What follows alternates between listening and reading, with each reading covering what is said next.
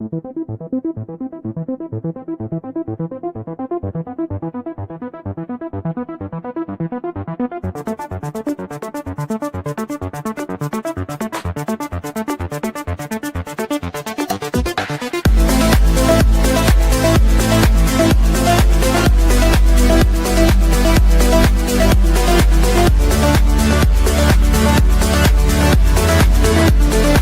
Geocache Talk Network fans. If you love what we do and want to support the shows, we've got two great ways to help keep the adventure going. You can join us on Patreon at patreon.com/geocachetalk for exclusive perks. Or if you prefer a one-time boost, buy us a coffee at buymeacoffee.com/geocachetalknetwork. Every bit of support helps us bring you more geocaching fun, stories, and shows. So whether it's a membership or a coffee, we appreciate you being part of making the Geocache Talk Network operate. Thanks, and happy caching. Logwork, the creators of the fantastic logbook, made with genuine write-in-the-rain paper. The logbook's designed for the micro-containers of the present and future, geared towards the hider who'd rather go caching than doing cache maintenance. Find them at logwork.com. That's LOGWERK.com. Calling all geocachers. At artedcrafted.com, we create unique apparel designed by geocachers for geocachers. From custom t-shirts to personalized mugs, our gear lets you express your passion. Stand out at your next event with artedcrafted.com. artedcrafted.com. Gear up for your next geocaching adventure. Hey, Chad. How are you doing? Good. How about you, John? I'm doing good. I don't know about you, but that new theme song that Gary put in for the start, I feel like we need glow sticks and to be at a rave. That's right. I was actually thinking about that. We need to update that video, that the photos and stuff. And we've had that for 5 years. Yeah, absolutely, man. I think that's a great idea. Great idea for sure. Yeah, for people who are listening that noticed the different music is we had to end up changing it because I guess the old one was getting strikes on it. So yeah, but hey, good to change for sure. Yeah. Yeah, looks like we got some great people in the chat room today, Chad. We got Mr. Tom Brotherman. Howdy from Selma, Texas. Howdy, Tom. Christ our King, which Christ our King says first to comment. So congratulations, Christ our King 987. We got Belle on the move with us tonight, who says, hello from Nevada. We are at a STEAM night at school. Please say hello to Lynn's Elementary. Woohoo. So hello, Lynn's Elementary. Yeah. Hello. What are they doing at the STEAM night? Oh, man. I'd love to know. Love to know, Belle. Yeah. Sounds like fun. That is awesome for sure. And we got Scooby Loves Pooh on here from East Texas as well, too. Jim Starkcasher. Stark, greetings from Toledo, Ohio. Thank you, Jim, for joining us. We got Judy Vaughn, Math Seeker. Hello from Arkansas. Hello, Judy. We got Joe McCrae joining us from Arkansas. Hello, Joe. We got Sheila Reese 486. Hey, y'all from Arkansas. Thank you, Sheila. We got Buzz 82 from Savannah, Georgia. Thank you, Buzz, for joining us.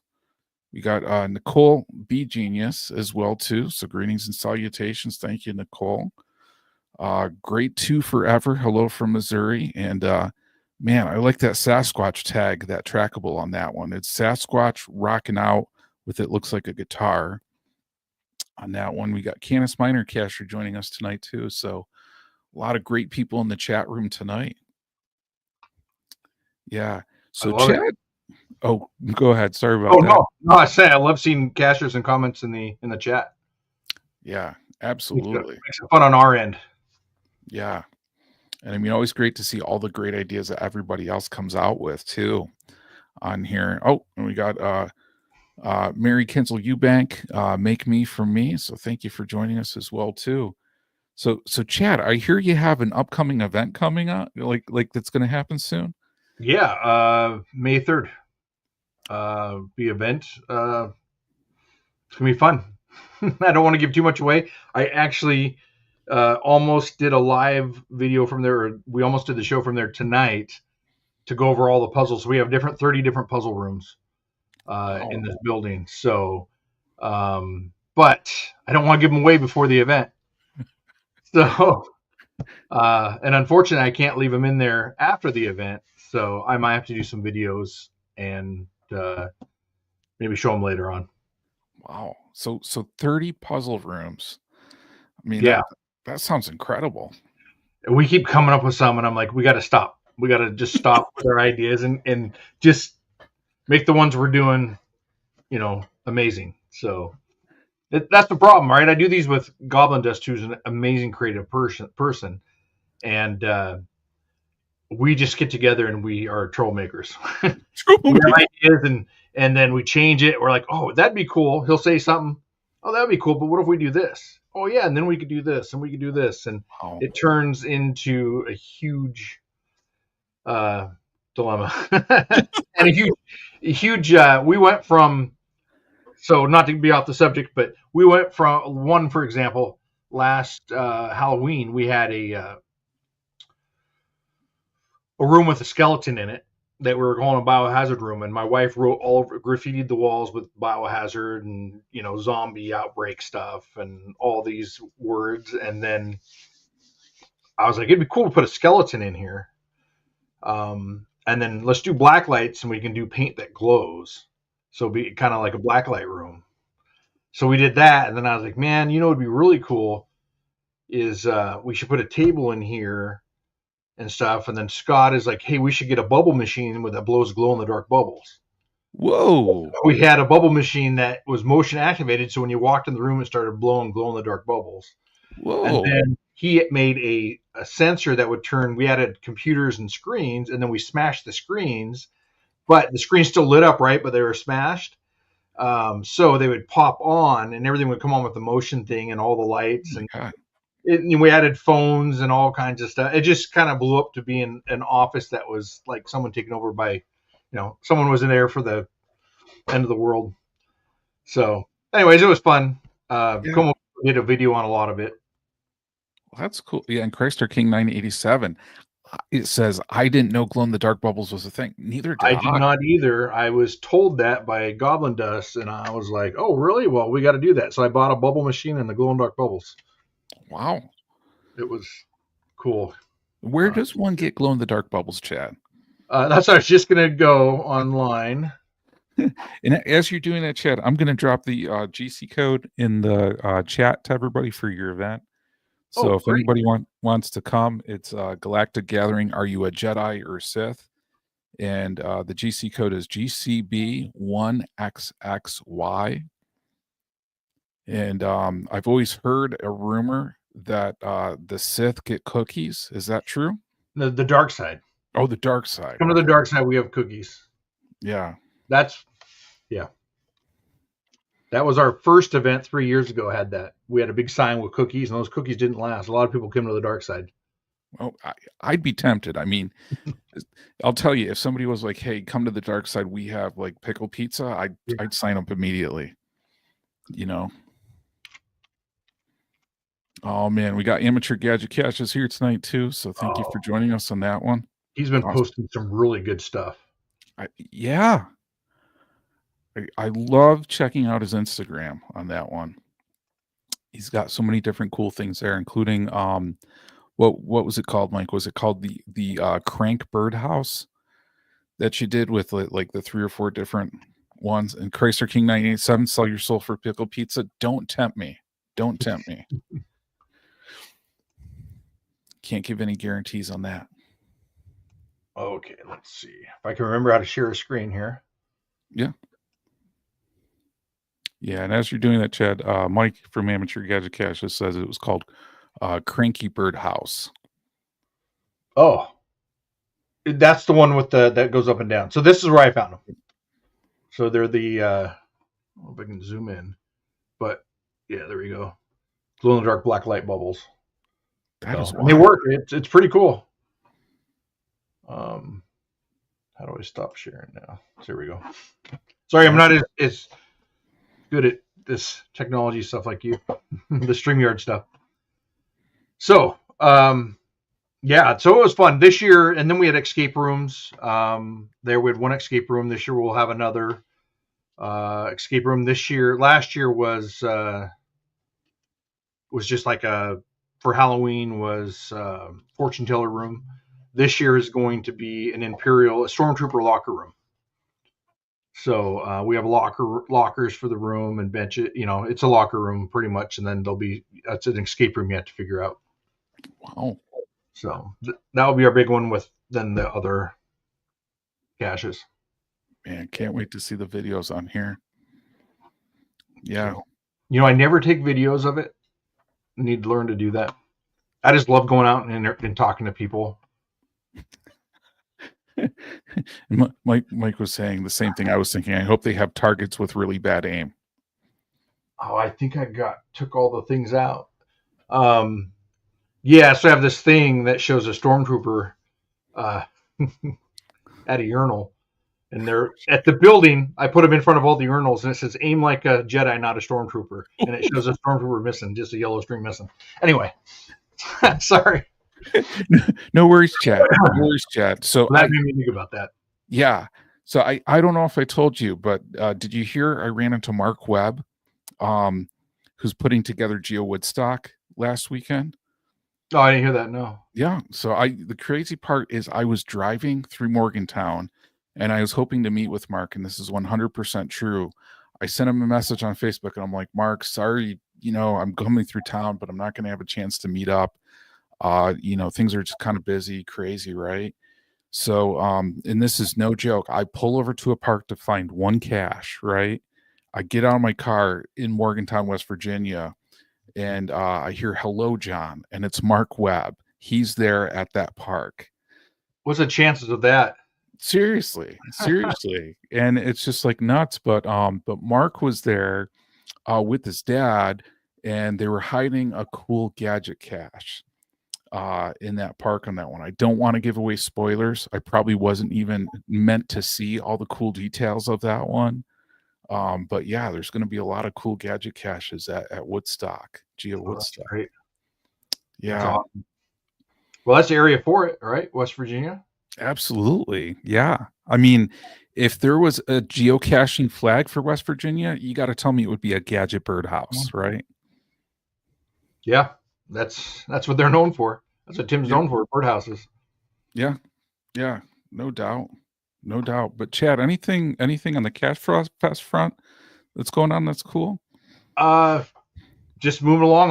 All the events were published today, finally. So all the side events, I should say, were published today. I think we have one more that hasn't, but it's coming up. It's coming quick. I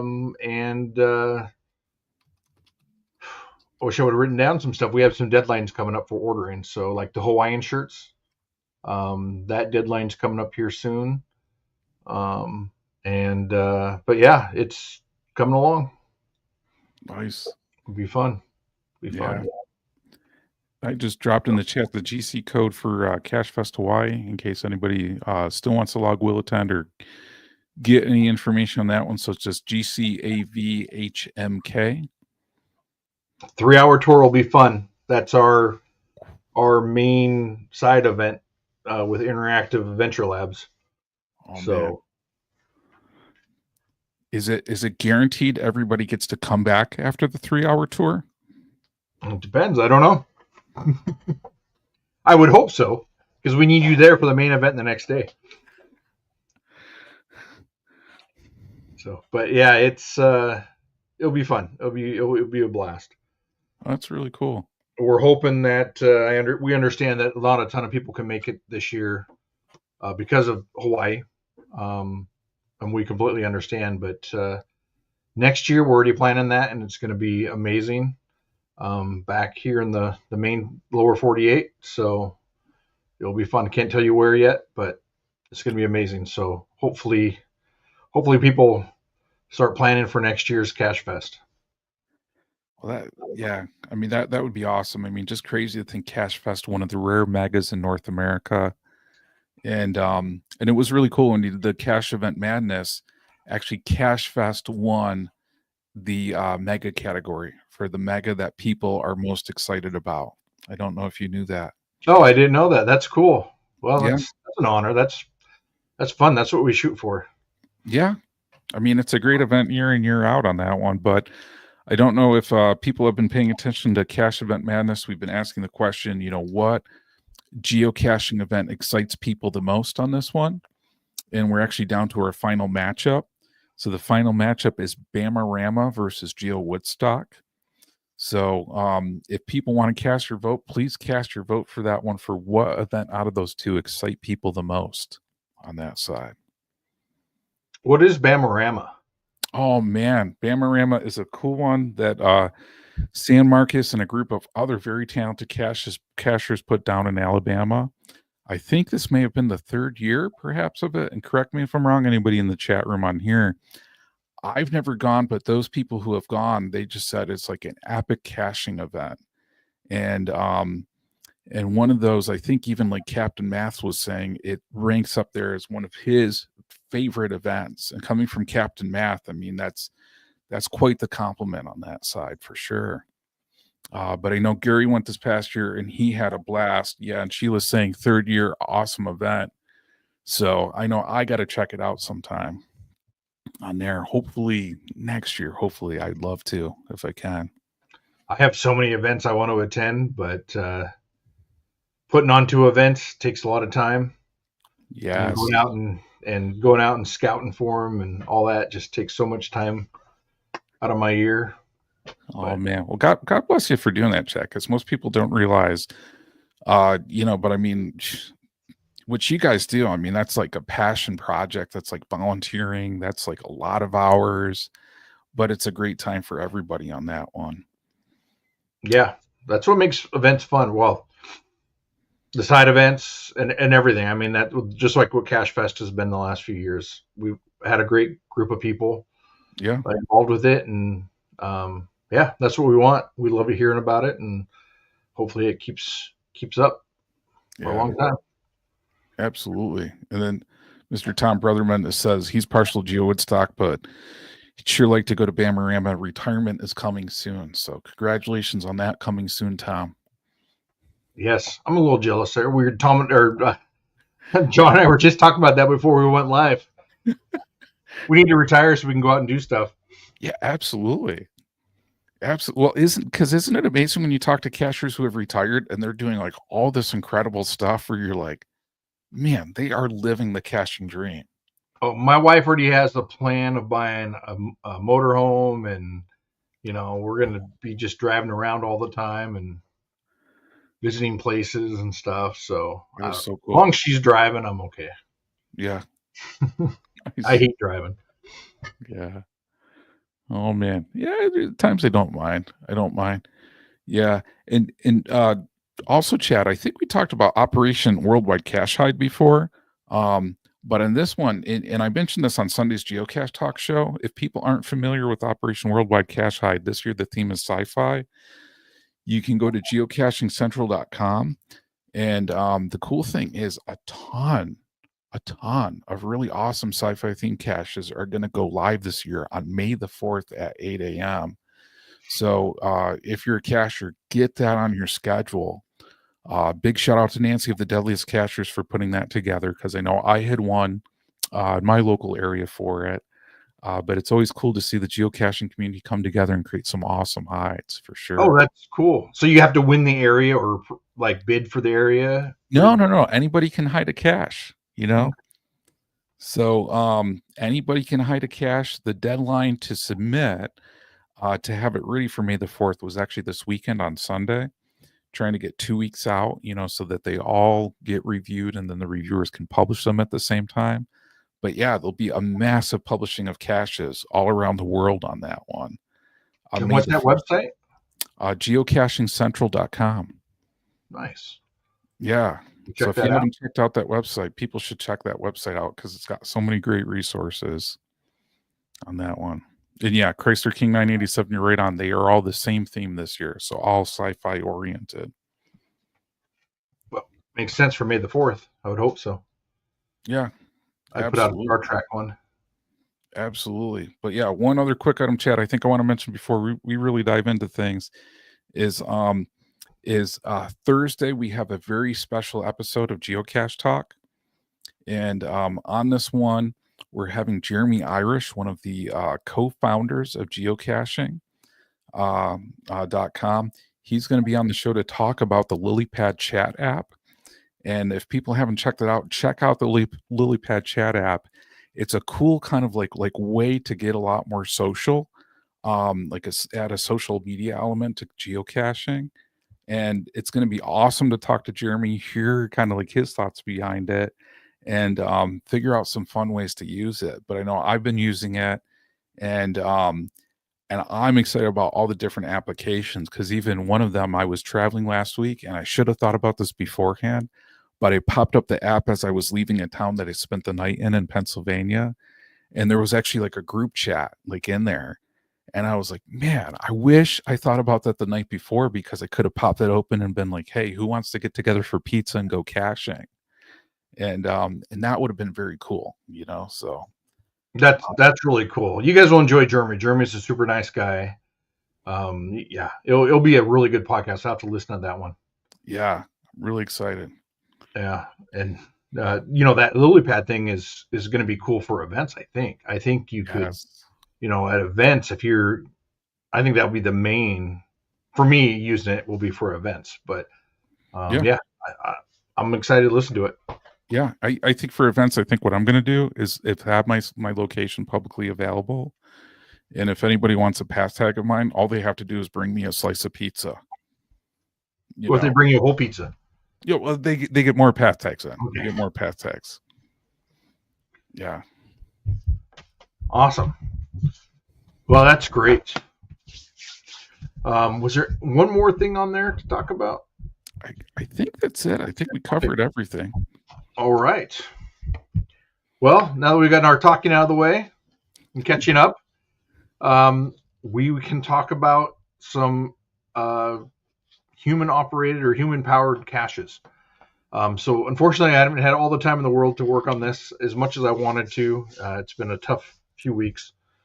But we will go over what I have, and maybe I'll follow up next month with this. And what I think will be really good for this, if we can, and John actually brought this up, is we should make this a challenge maybe to the listeners to come up with one of their own. And that will be fun. We can have you on next show to show what you came up with and explain the cache and show it off. So, but what we will start with here, I did not get this camera ready, so give me a second, is my generator, my hand generator here. And do you have the link there to pop that up? I got the link in the chat. And I think, Chad, as we were talking about this too, for human powered, I mean, like, I think, on past shows, we talked about people bringing their own battery, having batteries like installed in caches, by the cache owner. But this is really saying, like, how do you power it without a battery, right? Right. Okay. Sorry about this little delay. It was literally John and I was talking, catching up, and he said, "Oh, we got 6 seconds before we go live." So didn't have a lot of stuff ready. Anyway, we're good to go now, I think. Hopefully it's not too far away. Yeah. Ooh, my phone. So I have several ideas on this. So the generator I have is this little hand generator here. So as you can see, you can power it, and it has a connector in the back here, which I have fed through this container that connects in the back of it. Hopefully I put it in the right way. And then it has alligator clips on the other side. And the cable is about 3 feet long on this.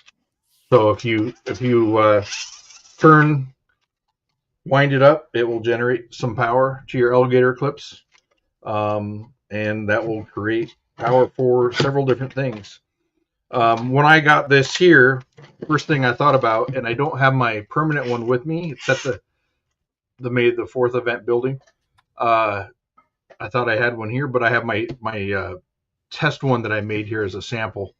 But anyways, this needed to fit inside something.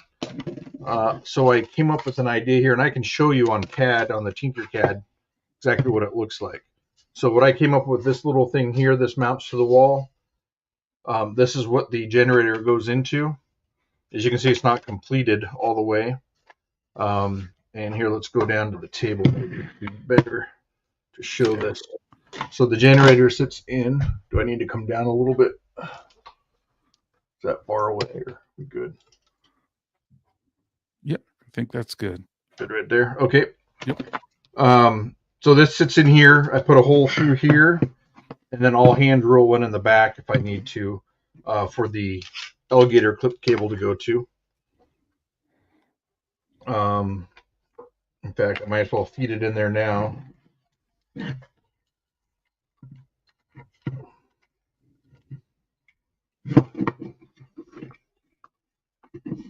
Since we're putting it together.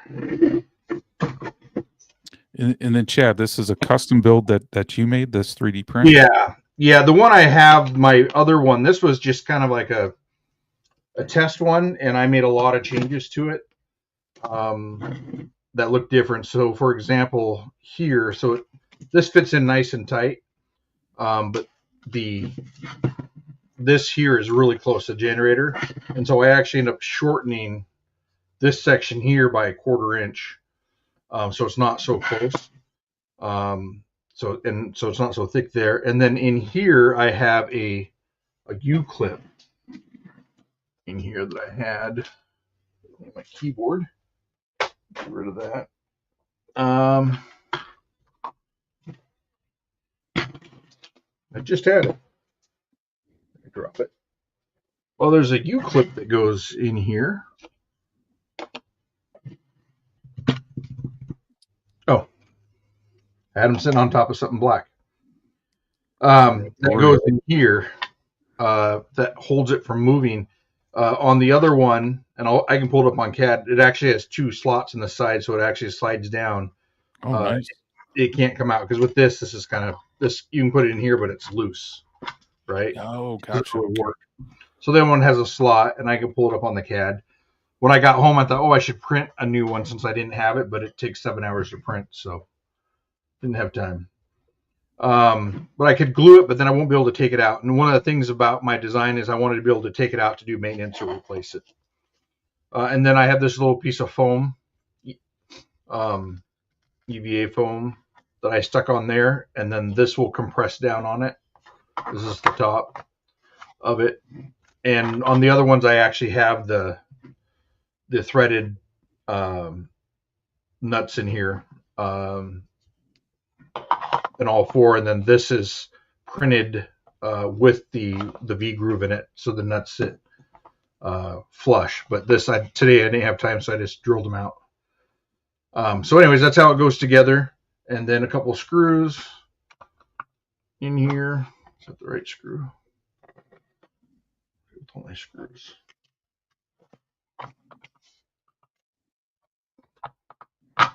And Chad, as you're doing that, Lori is saying, am I getting an insight into one of the fun gadgets for the May 3rd event? See, that's why I didn't want to do the event, the podcast from here, because Lori's going to go and it would give away the stuff. But this will be there. But what you'd have to do with it, you won't know. At least not right this minute.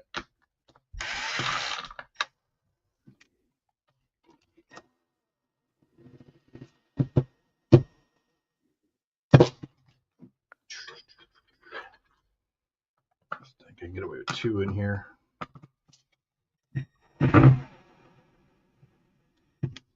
Okay. Let's do 2 this time. So now you can see, you can fit there and you can spin it either direction without any issues. So this sits on a wall, or however you want to mount it. It can sit in a cache. It doesn't have to be this big. In fact, there's another generator that I sent John a link on that is more of a flat generator. Yep. So it'll be easier in a cache to use. So now that you have this generator, I didn't go over what it produces. Now that I put everything in the container, you can generate several different things. So LEDs, if you want to light up some LEDs.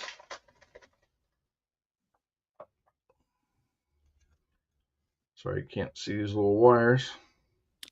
Yeah, and Chad, as you're doing that too, there's a different selection in there for different power output, correct? In this, Yeah. on the back, I believe there was on the back. There's a little switch. We might be able to pull it up on that. So depending on which way you wire it, but if you see the LED light up when you spin it, so you can use it as a cache for an LED to where they have to either count LEDs or something. So some of my caches you have to count, but they flash. The caches actually flash the colors or flash the LEDs, and you have to count them as a flash. On this, just to show you guys, here, this is one of my ones that flash on Arduino, but I took the Arduino out, and I could put in, if I want them all to light up to count, or if not, you could have 3 of these, and they'd light up different sections of LEDs.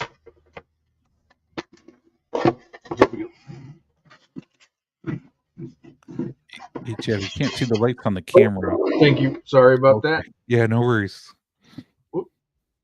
So you see you can light up all the LEDs on this here. You know what? You don't need to see me generate. Let's switch these around. Yeah. So you can see this, and they'd have to use the power long enough to be able to count the different colors. Now you could do 3 of them and divide these colors up from 3 of these different ones, and they'd have to remember. So if we did that now, like this is one set, we'd have to count those colors on LEDs, and if they went to another one, or you can even probably do a switch. So you just have to switch a switch, and then it would do different LEDs. So this is another set of LEDs there, and they'd have to count those LEDs, and then the last set. Make sure I have it on the right thing. Oh, no, I don't.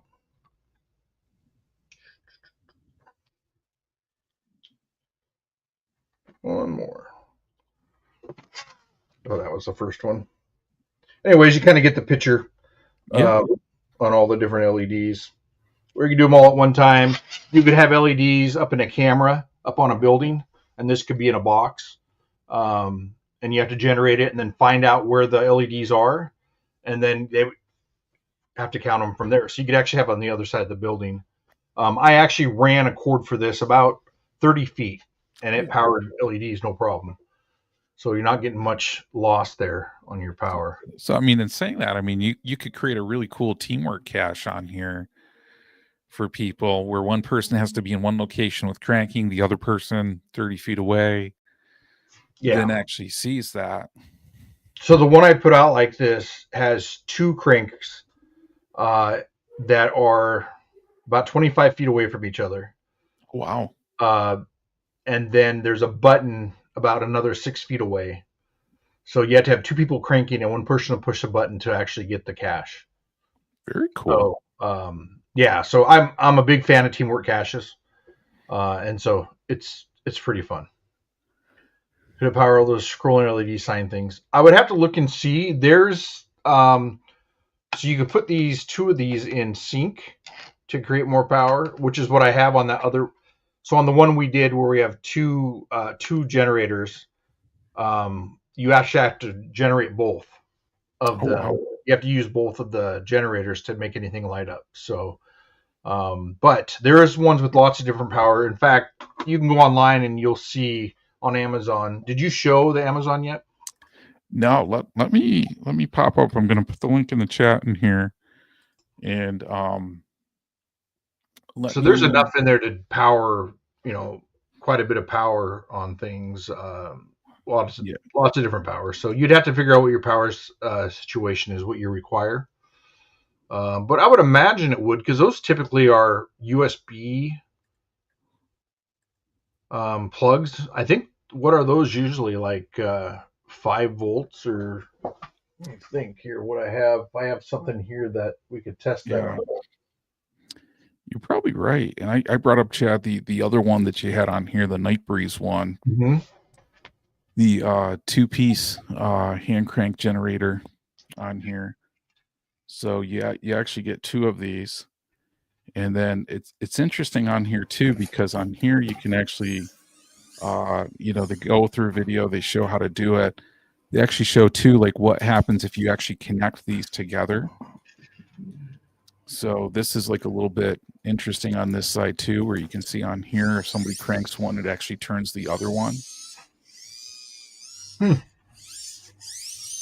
That's because they haven't connected directly together. So it's creating power, which has been moving the next one. It's just a motor, pretty much. It's moving. Yeah. So it's like Tri-Cache's driving Miss Daisy, right? The fan's moving, which is creating the power. Yep. Another thing I thought about is I have, and then you also have the link for the one like I have here. Yeah, and I put that in the chat too. Let me bring that one up too. So let me grab. If you put it in there, that's okay. I don't think we have to pull it up, but and they're not that expensive. What was that? $20? Yeah, $20.99, and that's for two of the hand cranks. So that's actually a set. So I mean that's not bad, because I mean if somebody wants to play with one of those. Yeah, that flat one could actually probably. I don't know if that'd work in an ammo can, because I don't know if the lid. You'd have to be able to generate it without hitting the ammo can, but it also can't have this thing stick up so far it hits the lid. The generator handle. Yeah. So, but yeah, that's pretty cool. So another thing I thought about too is you can get these emergency flashlights. I didn't have time to look at it, but it's the same thing. It's a generator, but these have a battery in them, and I thought you could generate it for so long, and then have the battery. You just push a button for the lights, but they'll dim pretty quick, and you got to go back and regenerate it, and then push the button for the lights to count them, and then go back and regenerate it. So this is charging a little bit, and then you can turn the light on, the LEDs on. I don't know if you can see that they turned on. But this one also has a radio on it too. But anyway, I was going to take it apart and see if I could get the LEDs to light up. So you have it in two areas where you have to generate the power. I think 3 minutes is what you need to get a decent charge on it of winding. And then you got to go to a different area to push a button, but it's discharging the battery while you're trying to do the puzzle. And at some point, you're going to have to go back and regenerate the power to finish the puzzle. Yeah. Can you like limit the radio frequency those are tuned to? Because I was even thinking like if you had like an FM transmitter cache where somebody would have to go to that and then crank it and then tune into a radio signal. That's a good idea. I have one, and that's actually a really good idea to put there, because I've had two people go, my radio doesn't work in my car. Yeah. Can I get the code? That's a good idea, actually. Yeah, or you could do it in a remote location, because imagine if you're someplace without a car that's an FM transmitter, and then you have to do that. And then it would be interesting because like I have to imagine like it would only last so long. So you'd have to like do it again until you actually like heard what the clue was. I like that. Actually, my FM transmitter, you got to listen to it for a while before you get the clues. So yeah, this one would be tough because it actually doesn't have any dials on it. Maybe there used to be one in the middle there. I don't know. But yeah, I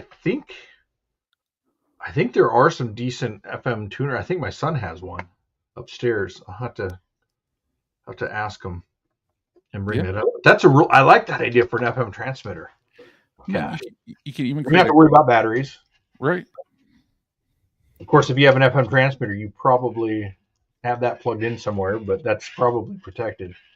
Right. Yeah, you could do that. So I mean, you could protect that location, or camo it so people wouldn't know where that FM transmitter was. Yeah. Oh, that's a good idea. Yeah. And I think, Chad, I think you inspired Mike from Amateur Gadget Geocaches to say he'll find a way to get it in an ammo can. So I brought it up. I figured that he would figure it out. Probably a 50 cal. Yeah, that would probably work on a 50 cal. And something like this actually would work pretty good because this folds up, right? And if you put that a little bit higher than the top of the ammo can, it actually stays up at an angle. Yeah. So it would actually miss. the cache. And if you had that and then some LEDs somewhere close to it, or whatever you want to do, I'm a big LED fan. I like stuff flashing. But man, there's so many good ideas. I love the FM transmitter idea. Yeah. And then Mike was saying as well too, did you use a battery or a large capacitor? We use a capacitor. And he mentioned something about a plunger type. I don't know if I've seen a plunger type. Yeah, so Cachecraft could consider a plunger type instead of a crank, so it can fit within the lid and not be in that way. I don't have my keyboard on me, but I was going to look that up.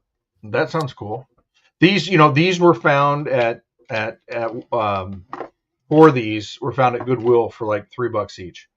That is amazing. That's how I got them. And honestly, I didn't find them. Goblin Dust did. So he's always visiting places and finding cool things. So yeah. So that was one idea, and I wanted to, and I didn't have time to get to it to see if it would actually power enough to get an Arduino working, because then the lights I could program them to flash.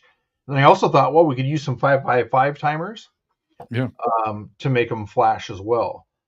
But I was not successful at that. I didn't work on it too long, but I have this one here I made that flashes, and these are all 5x5 timers. Mm-hmm. And if you push it long enough, you'll see the lights start flashing, and you have to count the colors for the code. So it's running on 4.5 volts. So I was hoping that this would work with it, but I messed with it for a little bit, and I couldn't get it to work, but it was really tough unless I cut the wires to connect everything. And then pushing the button at the same time as trying to use the generator was tough. So I'll work on it a little bit more and see if I can get it to work. But something like this would be a fun idea as well, because then you get that flashing and you're not using Arduino, anything like that. It sounds like another teamwork element, Chad. If somebody has to press the button and somebody else has to crank, and yeah, that's like the one we have. It's the 2 people crank, 1 person pushes the button. Yeah. So that's cool. I like his idea. I'm curious about that plunger one now. So that was my idea on that one there for the LEDs. And then my other idea I had, which I was not successful at making it work. I literally started it like an hour before the show, but it's been on my mind, and I thought I had a motor that would be strong enough, and I didn't. But let me put this aside. Was that if you had a pipe, you can hook it up to a toy motor and be able to bring a cache, right, a bison tube up and down. Yeah. That's a cool idea. And what I do with my toy motor? Oh, here we go. I literally just had it here, John. I showed it. Remember you showed it to me. Man, my room, I'll bring this up, that Chad is going to be happy. Geocaches. My room is such a mess right now. Trying to get ready for an event, I can't find anything.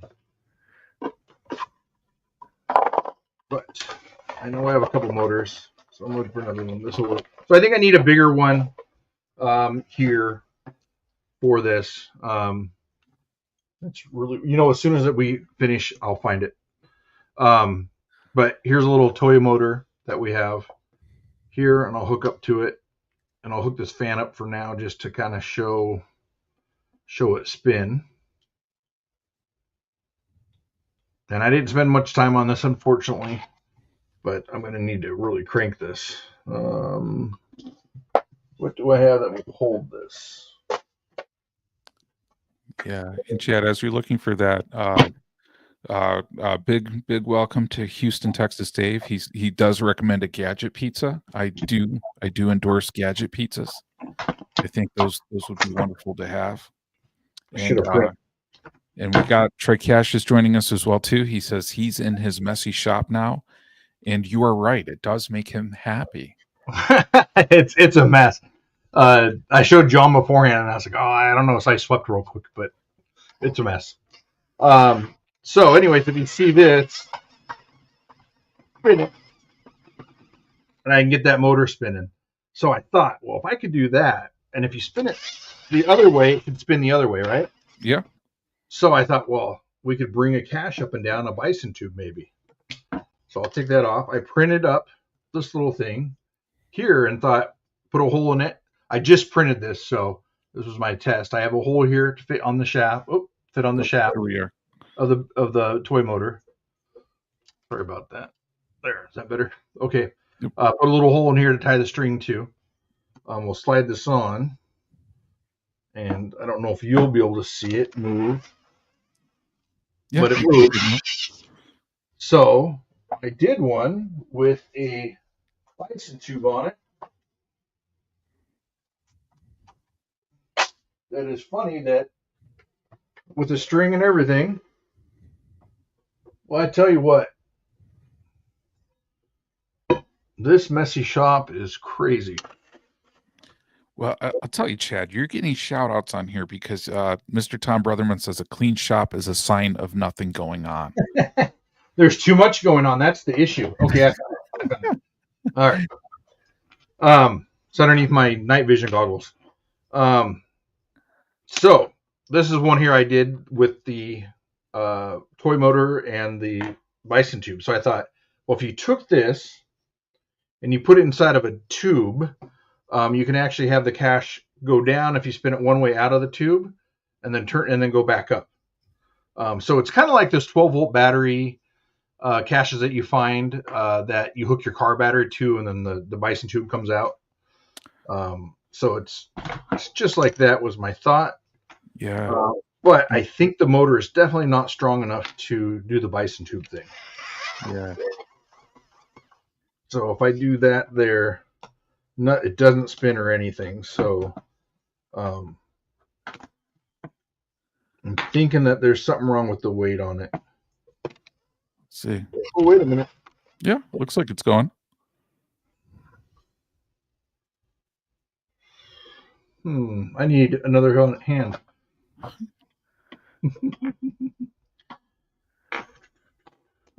This idea I had today real quick when I was driving home, and I thought I should try and make something. All right, you know what I'll do? I'll be able to do this. I am going to get a clamp and hold this in place. Clamp this thing down. Oh, yeah, good idea. In chat, as you're doing this, I'm having flashbacks from a cache I found in the woods the other weekend. I went into the woods to the posted coordinates, and I had to look up probably 12 feet in the air for an ammo can, and then people actually converted it or connected it through a pulley, probably through like I want to say it was probably like 20 to 30 feet away that I had to lower it. But as you're doing this, I'm thinking like this could even be cool for one of those little mini ammo cans. Yeah, if you can get the right motor that would actually pull that, that would pull that up, that would be great. This little motor, I don't know if this toy motor will actually handle the weight, but let's see. Yeah, it's not. It tightened it up, it snugged it up, but it's not tightening it. It'll go down, kind of. So, no, well, did it get stuck around there? Obviously, this was a quick design of mine, real quick, and it has flaws. Yeah, it looks like it's going right. Anyway, if you had a powerful enough motor on it there, I think it would work. So an idea, maybe I'll work on that for next month, just kind of show everybody how my idea was with the pipe and everything together. Yeah. But again, just another quick thought. Yeah, and Chad, we got a comment from Kathleen Coville saying, how about using an antenna lift from a car, crank to go up and crank to go down, bison tube at the top of the antenna inside a PVC pipe? Yeah, I've seen that done a lot. So usually it goes up like a chimney. So if you have a birdhouse with a chimney, it'll come up through the top of the chimney. But yeah, no, that's a good idea. The 12-volt antenna, I see that a lot out there. I was just trying to think of something easy enough like this, but an antenna is a good idea. Yeah, that would be really cool. I have one of those motors. Do I? I don't think I do. Oh man, is this the time of the show where we go stump Chad for what does Chad not have in his shop? I don't think I have a car antenna. Okay. I've thought about it many times, but I definitely don't have one here. So that was my thought on those, and I can show you real quick on the CAD my other one. So they were talking about in the West Virginia Tim one that batteries attached. Yeah, so I'm trying to do human powered. You can definitely use a battery to attach to hook up to these, and it will definitely spin them. Great caches. Love finding stuff like that. In fact, I have one like what you mentioned in here that comes down from the top of a building. You have to unwind a rope, and it comes down, I think, about 20 feet away. And so most people don't know it's coming down until it hits the ground. But ones like that, I get more favorites on that than these high tech ones I spend a lot of money on. So, and that was really just kind of a placeholder when I first started geocaching. Oh, was it really? So, but it people love it, so I don't touch it. But I was thinking that this might be a good replacement in that location for that. Nice. So let me see here. Let me unhook this. Those are my thoughts. I'd love to see anybody come on or mention any thoughts that they may have in the comments on what else you could power with it. These are a few things that I was thinking of making or using it with, but I mean, there's so many different things you can power with them. Yeah, absolutely. And I think, Chad, I mean, like, and I know we got a few comments. It was Scooby Loop's Pooh said he found one using one of those in hidden wire to light up the cache from several feet away. So yeah, like Chad was describing, for the teamwork on there.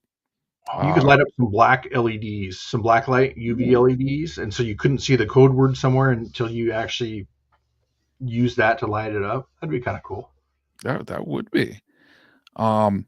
Amateur Gadget Cache just says adding a hand crank generator to his latest birdhouse with the toy motor would truly make it cranky. Oh, that would be. I would love to see that. Yeah, please make that, and then come on here and show it. Absolutely. And he also says the 12 volt is always a challenge. It's what keeps his potato cache from going live. Oh man, potato powered gadget caches. I think that's something people should explore, Mike. Sorry, I had to think here what I was doing. Okay, so give me a second here to get on this one here. I use a pretty basic CAD program.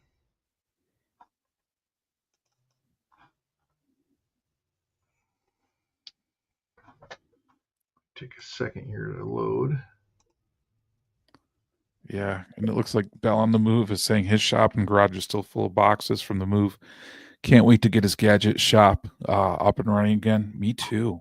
I'd love to see some of his gadgets he comes out with. In California, he had some really good ones. Yeah. So let me share a screen.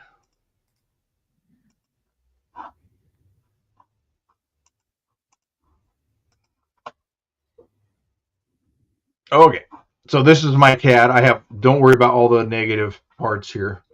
That's just so it doesn't get imported over to when I export the STL. But this is what I was talking about. So this here is the slot that this will fit into here to hold it in place. And then I beveled the screw heads here on that into here. And then that's pretty much it, except for adding a hole. I should add a hole to the back of this. So maybe maybe I'll add that hole back there real quick. I just changed the size of it.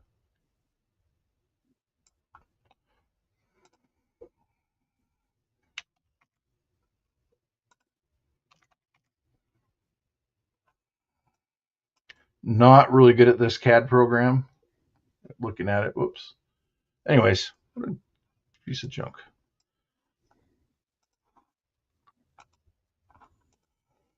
So that should give me a hole in the very back of it. Yeah, see, hard to see. Let's see if I can zoom in. Oh, it's not correctly circle. I'll have to fix that later. But anyways, Mhm. the one we have, the building, I had to do a hole in the back because it actually goes into the building, so you don't see any screws. And then I have one here. But anyways, that's how I have it. I wanted to make sure that I had the slot so that piece doesn't slide anywhere, and then thin it down. And then in my slicer, I go ahead and slice. I cut it in half here, split it here, and I print it as 2 pieces because you're going to use a lot of unnecessary support here. That's not needed. So if you go into your slicer, you can actually just go ahead and splice yours here and then print this one upside down if you want to. But anyway, just a quick view of that easy to use CAD. Kind of. Very cool. Very cool. And it looks like we got a comment from Geocaches on this saying he has a stationary bike that uses one of those old bike generators to pop a cache open. Bell on the Move was on it in a video. I think I remember Bell on the Move on that video. Yeah. I've seen that video. I think I've seen it with it's the ET bike, right? I think it is. I think so. That's awesome. We had one here in Seattle. I shouldn't say we. Goblin Dust had one here in Seattle, and unfortunately in Seattle, any bike sitting out gets taken.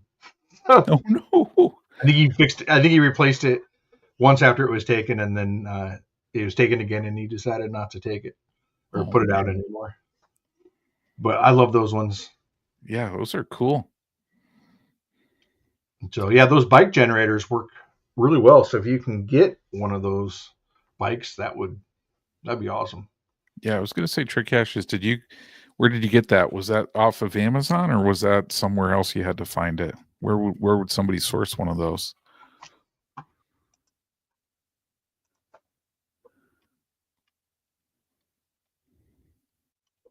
I know you can get a bike generator. Is it okay to bring up your screen, Chad? Oh yeah, can you see it? Oh yeah, go ahead. Yeah, there we go. Is it this one here? 24 volt. I know that there's a couple ones. The ones that usually you go against the tire, like this one here. So this one here feeds against the tire and then generates the power. And I think that was the most common one I've seen used on some of the bikes. But you can get an exercise bike too and use that. Yeah. As well. But yeah, and that's $12.99, so that's not a bad price. No, not at all. Especially because for Geocaches, he said he got it off his old bike as a kid. Good way to repurpose. Yeah, absolutely. Absolutely. Sorry, I'm reading some comments. Okay. So that's pretty much all I have. It's a quick kind of demonstration tonight, but I would love to see anybody that wants to come on and show us any ideas that they had or came up with or builds for this next month. Just shoot us an email at gadgettalk@gmail.com, and we'll set you up with the link and everything before the show. Yeah, absolutely. If you don't want to come on, then send us some pictures. Love to see, even if you make one, send us some pictures of what you made. We'll love to share it on our Facebook page or our Instagram. Yeah, absolutely. And I think we still have the Mike has been issued the challenge of fitting this in an ammo can. So Mike, we look forward to seeing how you fulfill that challenge, sir. It looks like he is going to have the flatter version by the end of the week. Oh, very cool. Challenge accepted. Yeah, like it. So do I. I love seeing what other people come up with. My ideas are only so much and so much time. So that's great. Oh man. Yeah. And thank you, Mike, on that one. And I think that's a cool thing. Everybody does things in so many different cool, creative ways in the community for sure. And it's awesome to see people's different creative approaches.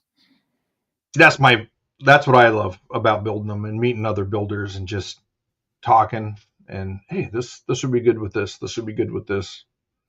Maybe do this, try this. And hopefully you don't hurt people's feelings by suggesting hey, you could do this too, which could happen, I guess, but I don't know anybody that's happened to. But I love feedback and input and ideas like the ones that we've had in the chat here today. And that's kind of the whole point, right? Is we come up with these ideas, and then you just kind of you add on to them, you change them, you make them your own, you know, and hopefully share them with us as well. Yeah, absolutely. I mean, just get back and share to the community on here so that we can all make some cool creative caches in our areas for sure, you know. I like, but yeah, there's no wrong ways to do something, just better ways. Absolutely. Absolutely. Any other closing comments, Chad, that you have? That's what I have. If you're in the area and you want to come to a fun event, May the 3rd, event here in Seattle, or Bellevue, technically, we'll be here. It'll be fun. And, Cache Fest. If you're planning on going or thinking about it, Log Your will attend. Packages are going to be coming down here soon. And it'll be fun. If the discount for the e-bike rentals and tour are up now too. So if you're coming and you want to do the e-bike rental or tour, that is up, and you can reserve your bike now. Awesome. Yeah, and I just put in the link the GC code for your event, May the 3rd, GCB1XXY. Yes. And then for Cache Fest, if anybody wants to log their will attend to that one, GCAVHMK. Great. Thank you. Yeah. And then I just want to give a reminder, anybody who joined us late on here, on Thursday, we're having Jeremy Irish, one of the co-founders of geocaching, appear on Geocache Talk to talk about the LilyPad chat app. And if you haven't checked it out, check it out. It's really cool, bringing a very neat, innovative social media element to geocaching that I think a lot of people are really going to like. Yeah, it's going to be fun. I'm looking forward to hearing it. Yeah, absolutely. But thank you guys for joining us tonight. And I think, Chad, we're going to be back in May. I think May 20th, right, is our next show? May 20th, yep. Okay. And again, if you want to come on the show, show us your builds, ideas. I mean, even if you don't have a build, if you have an idea in the future on something, send us an email of your idea, and we might be able to do something with it. Have you on. Love to have people on and just talk about ideas. Just like we were talking about getting together with other builders and coming up with ideas and brainstorming. I don't mind doing that on the podcast either. Yeah. We can include the listeners and other gadget builders, and then maybe the next show will come up, show what we've come up with from those discussions. So be fun. Absolutely. And thank you, Chetra Caches. Says thanks for putting on the show. It's fun learning new stuff. Yeah, fun working with everybody. And Tom Brotherman says turn the crank to light up that like button. Absolutely, Tom. Appreciate that. And we hope everybody has a great night. And take care, everybody. Thanks for joining us.